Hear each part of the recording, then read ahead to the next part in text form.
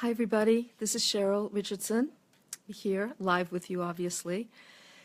And as promised earlier today, I posted on my Facebook page that I was here at the Stage Neck Inn in York, Maine, doing the last edits on my next book. It's called Waking Up in Winter, and it'll be out at the end of this year. And so I posted that I was going to be on here and that I would read some of the book to you. Figure I might as well just get it over with and start doing that. Although I have read parts of the book before to the gals who have attended my retreat here at Stage Neck. I've read some of it and just had such love and support, which was instrumental in me deciding to go ahead and publish it as well. So anyway, I thought I would talk to you a little bit about the book and take some of your questions if you have any. Be happy to do that. I'll just be on for a little bit and just read an excerpt. So it's a journal, and it's a journal that I started keeping shortly after Debbie Ford died, which was in February of 2013. And it goes through the autumn and winter into spring, and it's called Waking Up in Winter because when I finished the book, it was pretty clear to me that that's exactly what I was doing. I was waking up in winter. I was really starting to look at, like we all do at different points in our life. I look back now and realize I was sort of entering a period of the hero's journey. I didn't know it at the time, which is always difficult when we don't know that. But really Debbie's death really caused me to kind of sit back and begin to take a closer look at my life. That, along with turning 50, I think, right when I hit the midlife mark, I really started to just pay closer attention to how I was spending my time. I think it's a good practice for all of us, regardless of what age you are. And so I made a decision to depart from my typical self-help books and instead give you a chance to see what it's like to just to teach through example, to read about what it's like to live a life committed to growth and self-care and evolution in real time. And it's a little nerve-wracking, I'll tell you. As those of you who have maybe taken some writing classes with me, as I've gone along working on this book and especially doing the final edits this week, I get visited by all those voices that we all get visited by whenever we embark on creative projects. Who's going to want to read this, or you're crazy to put this, to be this honest, or what are you doing publishing a journal? That's foolish.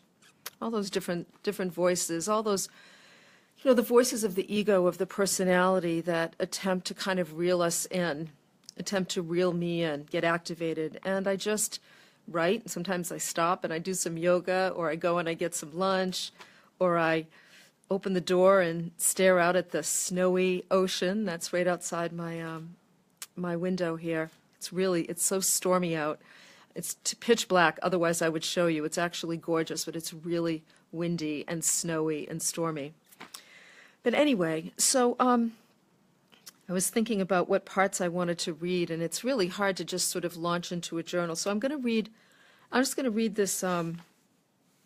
I almost just sort of picked a spot at random because it all feels, I cover so many different things as I go through this period in my life.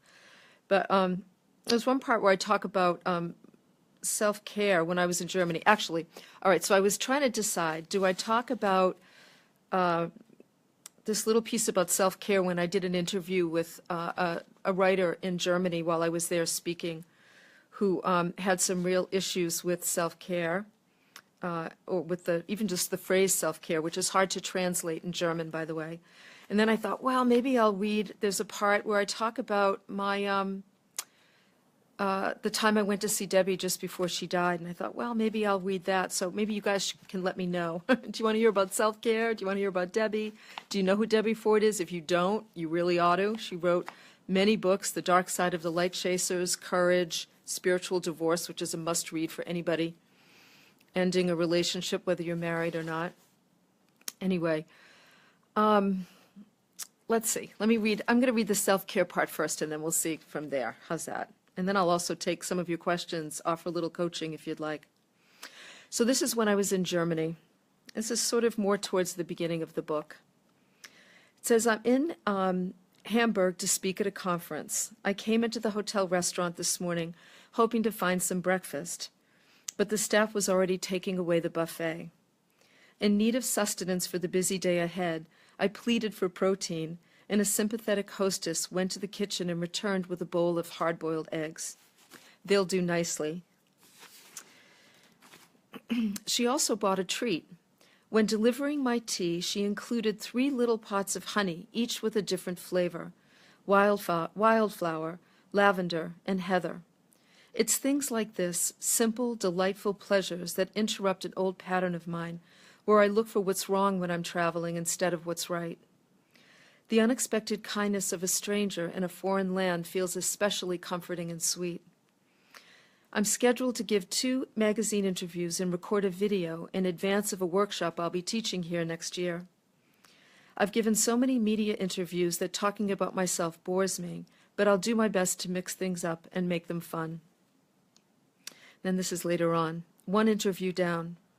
A young woman who looked to be in her late 20s gazed at me hopefully, her face searching mine for answers. Is it really okay to make caring for ourselves a priority, she asked. Won't some people be offended by that behavior? It turns out that the phrase self-care is difficult to translate in German. It sounds selfish to the native ear, she tells me, and she's afraid that people will think I'm suggesting they behave in ways that might appear self-absorbed or arrogant. God knows I've heard this before. We might be in Germany, but her fear is universal.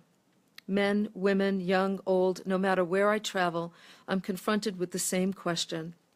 Isn't teaching people to practice better self-care teaching them to be selfish? Yes, it is, I usually agree, and that's a good thing.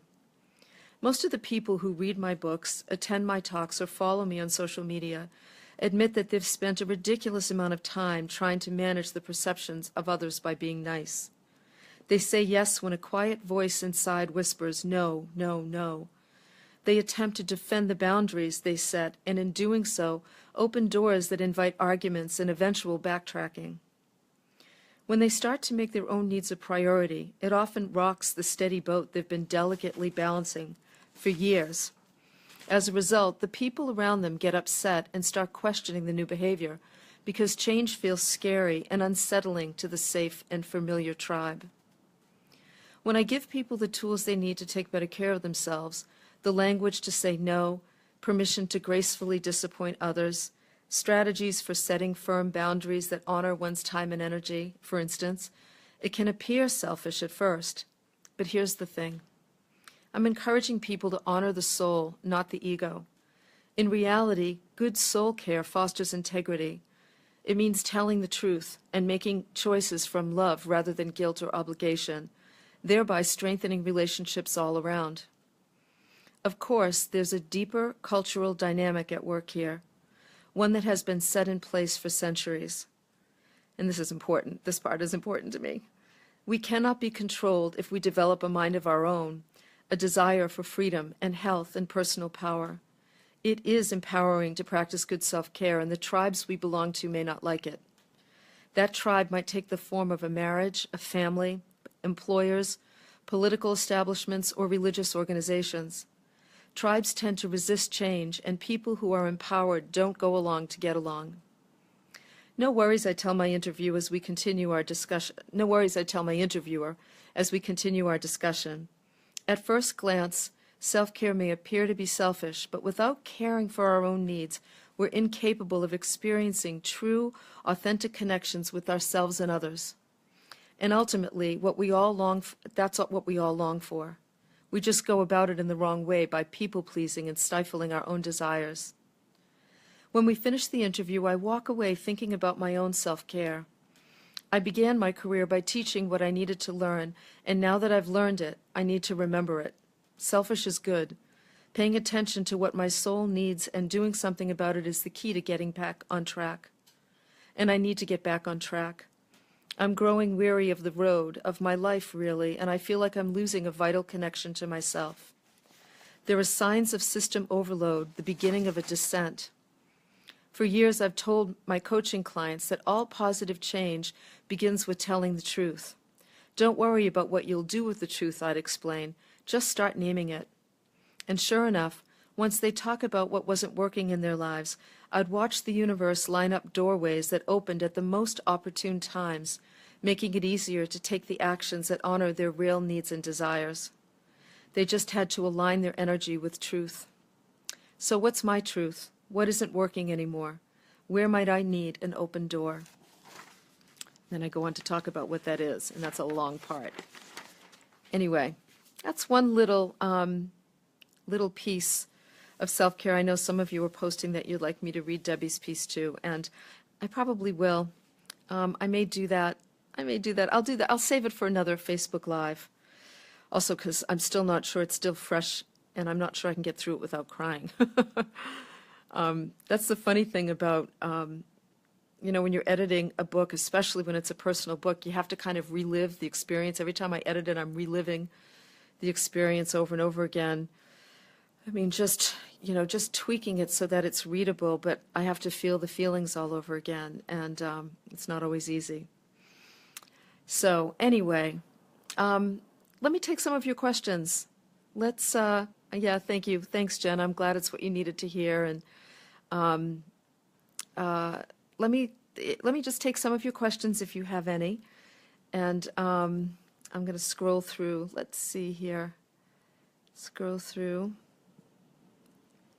So Ivan, hi Ivan, says my relationship with my employer is toxic. I wish I could quit right away, but reality sets in, and I remind myself I have rent and bills to pay.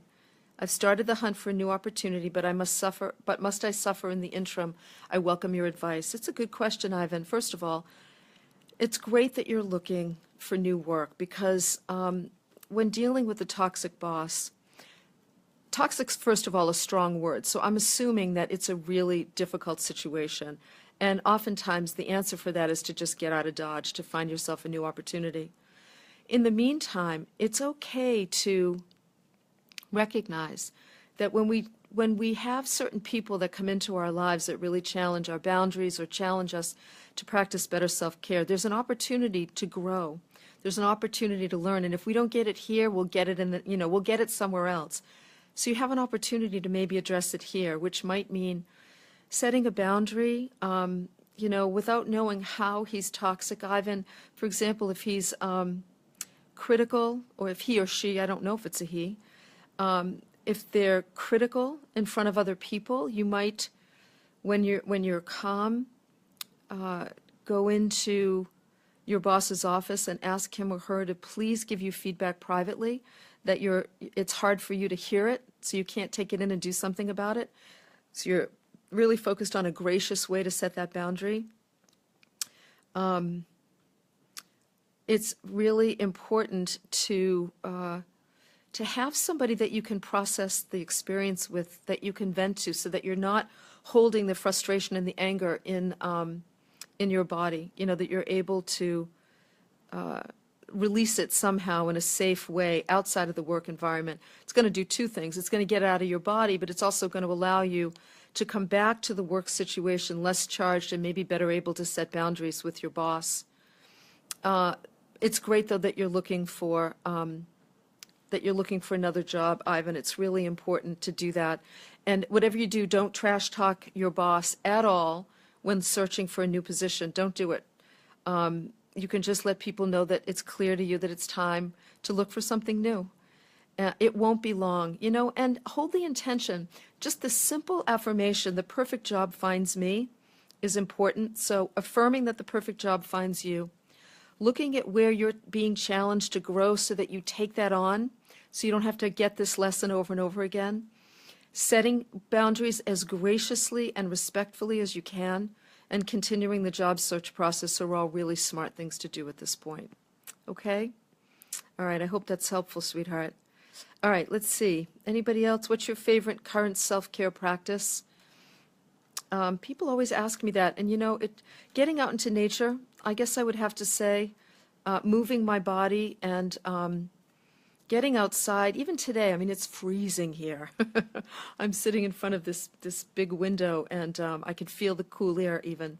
So it's freezing, and yet even today I made sure I got outside. There's something so healing and powerful about nature, and especially now more than ever, I think, nature connects me to the divine. It connects me to something greater than myself, and it helps me to remember that I'm a soul in a physical body, and that that there is holiness at work in the world regardless of what's happening, and that I can contribute to the goodness of humanity as I take better care of myself. So it connects me to something bigger. That today, just a little while ago before the sun went down, I was staring out at the water and just marveling at the black, they must be, I don't know what kind of birds they are, some kind of ducks or egrets or something, I don't know, but they were flying. It's windy and it's stormy, and they were flying in formation and landing on the water and bobbing up and down, and of course I'm thinking, aren't you cold? Aren't you poor things cold? But I just marveled at the extraordinary beauty of nature and the way that everything works. Without anybody controlling anything, it works. And so it reminds me to trust in the goodness of, in the spiritual nature of the universe. So that's important to me, really important. Hi, Christy, in Sydney. Oh, love Sydney. The botanical gardens there are great. And Neza, thank you. Lily, Amy, what are your best self-care tips? How do you balance self-care with life priorities? Well, here's the easiest way for me to answer that, Amy. For most people, remove 50% off of your plate. The minute I start to get stressed, it's usually because I've taken on too many things. And sometimes for me, they're like too many good things. I've had to really get good at saying no to things I'd really like to do so that I have spaciousness in my life. So rather than trying to balance a lot of priorities, I try to limit the amount of priorities. And that means that if there's certain things going on in my life, like when my dad was still here a few months ago and he was really sick and in the hospital, that was a number one priority. Would I have liked to have been doing other things? Of course. But you know what? It was my dad. I loved him. He was important to me. I still love him. And everything else had to just get put aside. So I think sometimes we have to remember that it isn't about balancing a lot of things. There is no balanced life. It's paying attention to what's important right now and being willing to sit with spaciousness and to put our attention towards the things that are really, really important. So anyway, hope that's helpful. Thank you, Lisa.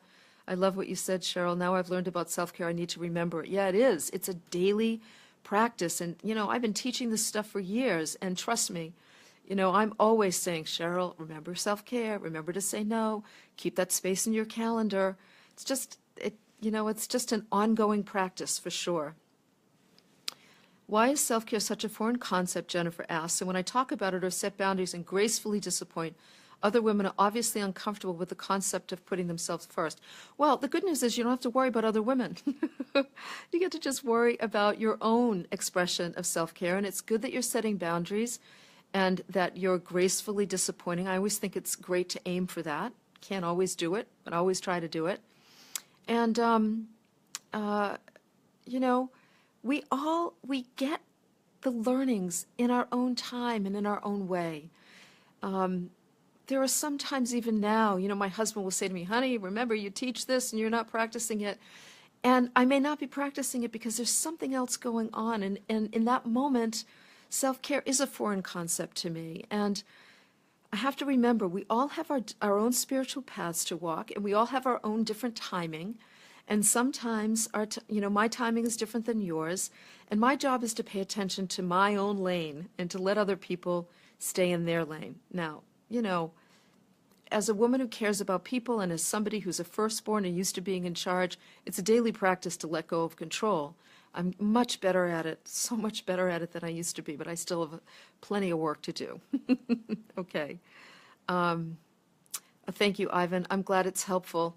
That affirmation, by the way, the perfect job finds me, comes directly from Louise. I remember her saying that when we were working on our book together.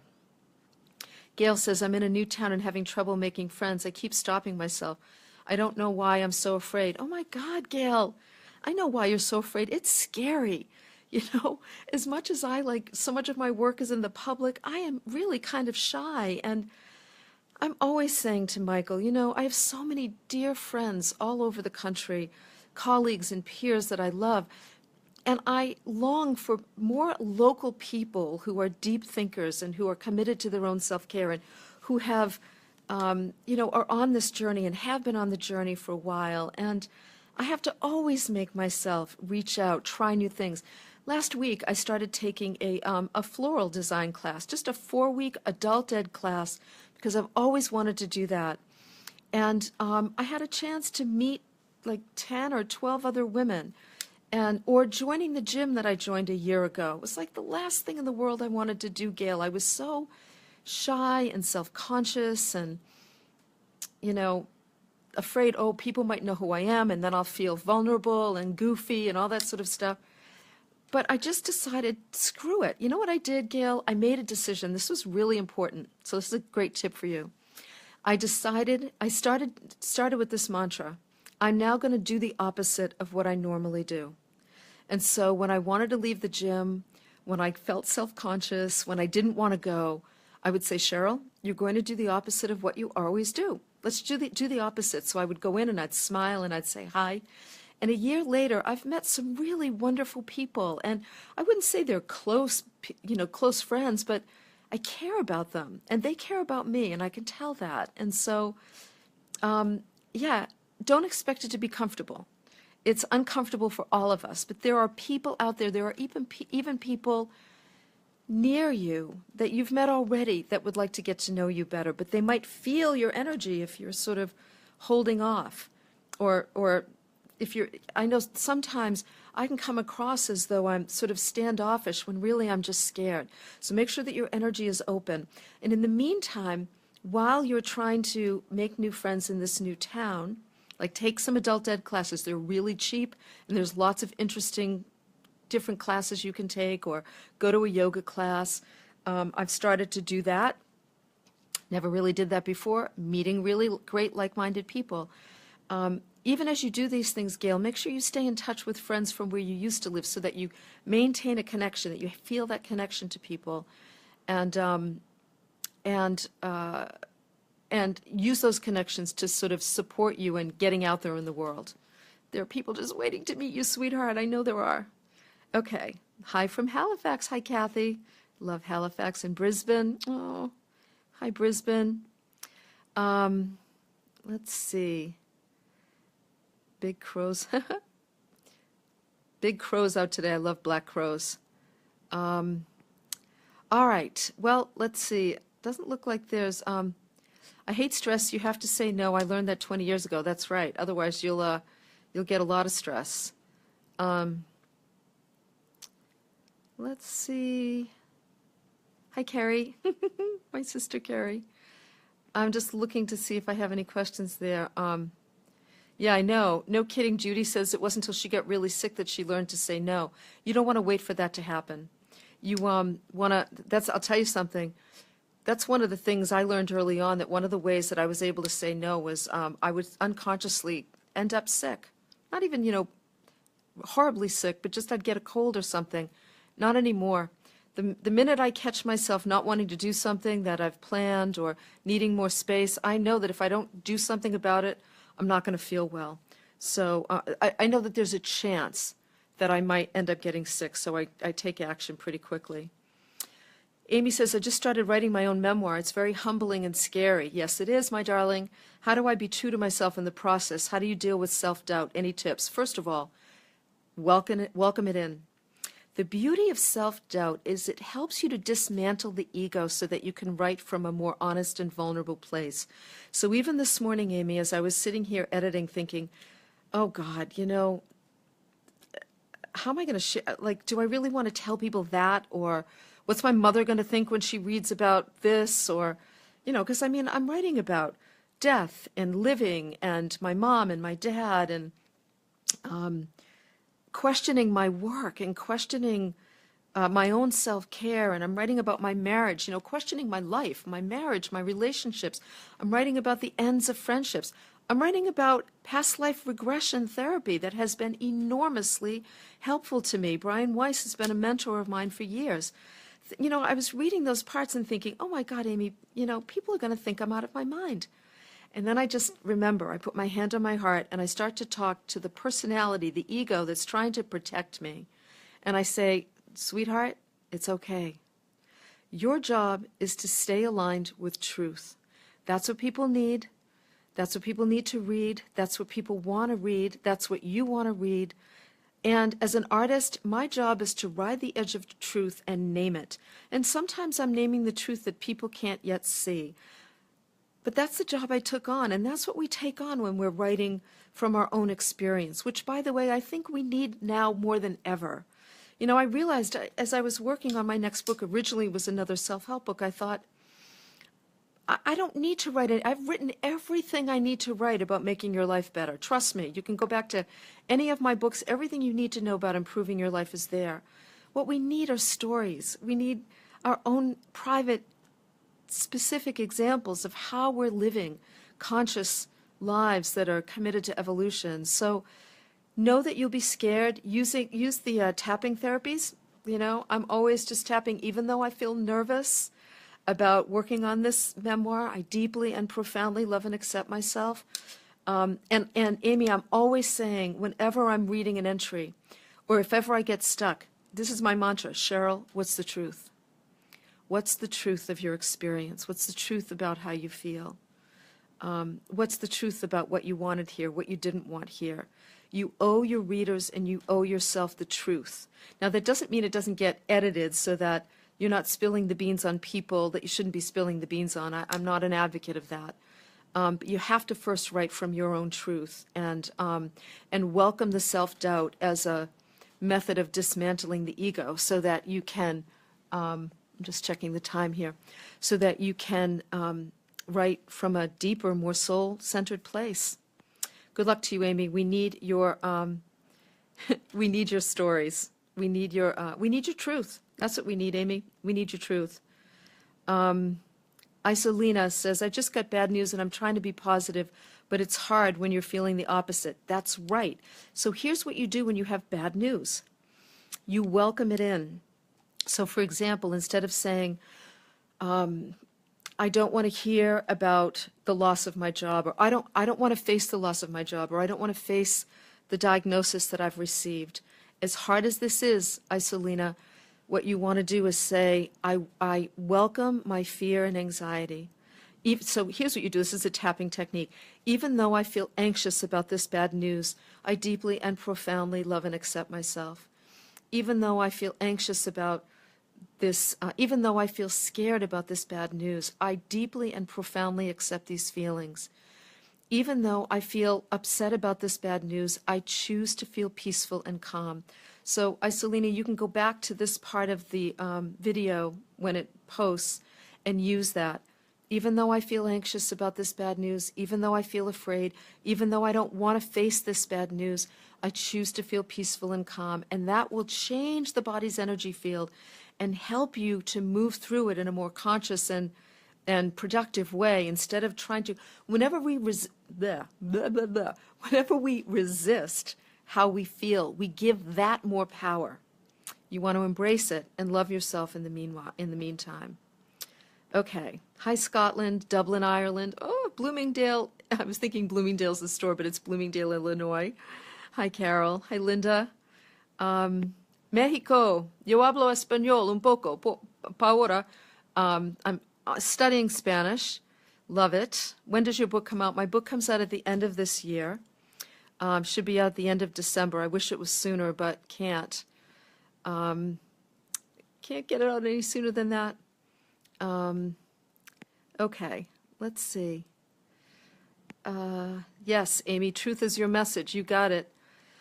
Do you have a suggestion on how to deal with anxiety when you have to wait for a response, such as a medical result or an important conversation? Yeah, Fiorella.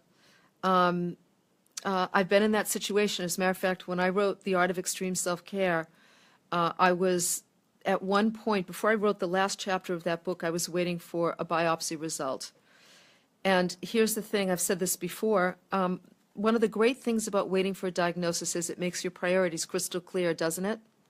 You suddenly know what really matters and you know what's not that important.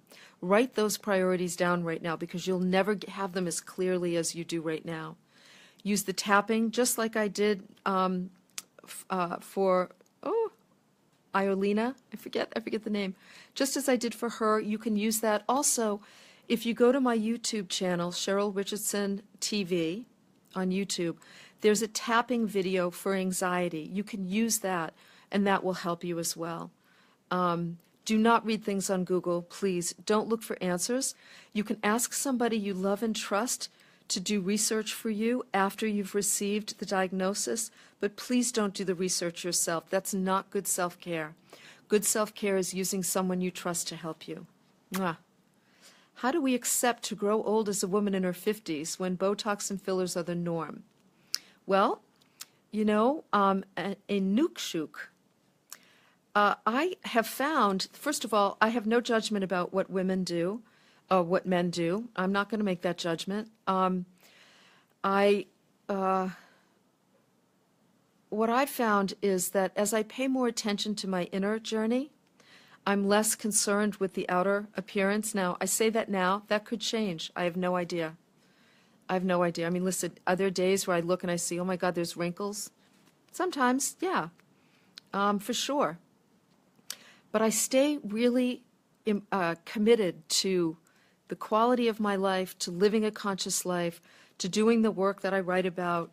And you know what? As we get into our 50s, this is a time, and this is really what my whole book is about. It's about going back and culling the wisdom of the years that we've lived thus far. And it's about recognizing that we do have a limited amount of time on this planet. That's the gift of aging. We're not going to be here forever. Our consciousness lives on, but the body won't. And so doing yourself a favor and beginning to pay attention to the things that really matter to you, using these experiences to pay attention to what matters and to engage in life more fully so that you feel more alive. You'll find that if you spend more time worrying about the next great adventure you're going to take, whether it's an inner adventure or an outer adventure, you'll worry less about wrinkles and fillers and Botox and all of that. And, you know, if you decide to do that, go for it. But that will never, ever, no smoothing of any wrinkle is ever going to change what goes on inside. What goes on inside is what matters most of all. All right, my dear. Let's see. Hi from New Zealand. Hi, Robin. How do you help someone who is believing their negative thoughts and can't let them go? You know, all you can do is maybe offer them resources. But again, we all have our own path to walk.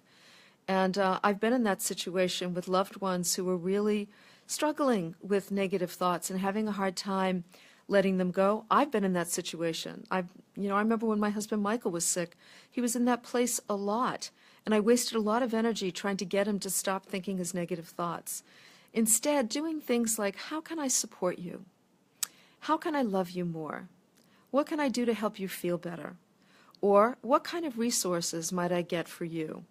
Can I help you do some research about people that might be able to help or resources that might be able to help? Maybe those are some of the questions that you can ask. But trying to get anybody to do anything is like, you know, playing with a pig. They just get, you know, they just love it and you get dirty. I mean, ultimately, I don't know if that's a great analogy or not, but that's what I think of when I think about trying to get anybody to do anything. It's like rolling around, you know, with the pig who's like having a grand old time, and I'm just getting dirty. I'm not suggesting that the people you're talking about are having a great time. I'm just saying it's futile to try and get anybody to be other than what they are. But you can offer support and love, for sure. For sure. All right. The best book on tapping, I would say, is Nick Ortner's The Tapping Solution. I really like that. Also, the Tapping World Summit. As a matter of fact, the Tapping World Summit, or the World Tapping Summit, is coming up. I think it's next week it starts. And so that's an awesome resource. I'll make sure I post something on Facebook because you'll get plenty. I listen to the summit every year. I usually go out walking and I listen and I tap. while I'm walking. I've learned a lot from a lot of great people during the summit, and I'm doing another interview with Jessica Ortner on, I think it's Transition and Change. I recorded it so long ago. But it's a great, great summit, and you'll learn a lot there. Okay. Jay, hey, Jay Calderon. Hi. So good to see you. So good to see you. Would love to see you when my book is done. Maybe coffee, my dear. Okay. You know what? I'm going to end right there. Did you write Feel the Fear? Did I write Feel the Fear and Do It Anyway? No, I did not. But that's a great book. And, oh, God, and I know the woman who wrote it, Susan Jeffers, who I believe is no longer with us. Feel the Fear and Do It Anyways is really great. Thank you. The summit, World Tapping Summit, thanks. Somebody just told me. I love you guys. You're so helpful. Starts February 27th, which is great. And so you can check it out. Thanks, Joseph. I really appreciate that. And curious, what are you reading now? Nothing. I'm just reading my damn book. And I'll be done reading it this week. And you know what? I'll be glad to be done. And then I'm not going to read it again for quite a while until I end up talking about it again. All right. Thank you, everybody, for being here. I so appreciate it. I'll do another one of these, and I promise I will read the Debbie Ford story. I'm just a little too close to it since I've been working on it, and I don't want to like bawl my eyes out here. I'll be able to read it at some point, and it's a great story. You know, her the last time that we were together had quite a profound impact on me, and so. All right, I love you all. I appreciate you being here with me, and I will look forward to our next Facebook Live. In the meantime, have a great night or day or afternoon, wherever you are. I know you're all from all over the place. And I'll talk to you soon. Mwah. Bye, everybody.